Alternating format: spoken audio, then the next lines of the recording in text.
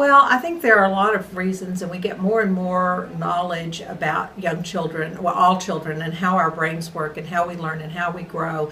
And we're learning more and more all the time that young children, the early years are when children are learning the basic kinds of executive functions that children need to, or people need to hold them together or throughout their life.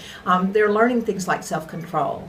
They're learning things like how to manage their feelings. They're learning important things like how to have empathy and be excited about other people in the world and put others' feelings and thoughts not necessarily before their own, but take them into consideration along with their own.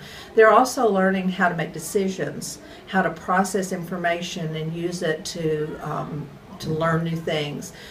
We want to teach children how to learn as much as we want to teach them the things they need to know. One of the examples that I like to use is the fact that we talk about meaningful learning with children, and the fact that for children to have meaningful learning, it needs to provide some sort of a necessary outcome for kids. So an example I use sometimes is if I ask you to come and sit with me and count to 5 with some little counters on a table in the classroom, I might be interested in that, or it might be okay. But if I have to count out 5 plates so that everybody gets a plate for lunch, then that becomes more meaningful. If I ask you to come practice writing your name with me at the table, that might or might not interest you. But if I have to sign my name when I come into the classroom, and that's the only way people know whether I'm there or not, and I get counted, then that becomes meaningful. So it's using the basic skills that we want children to have in the academic world in a way that is more meaningful to young children.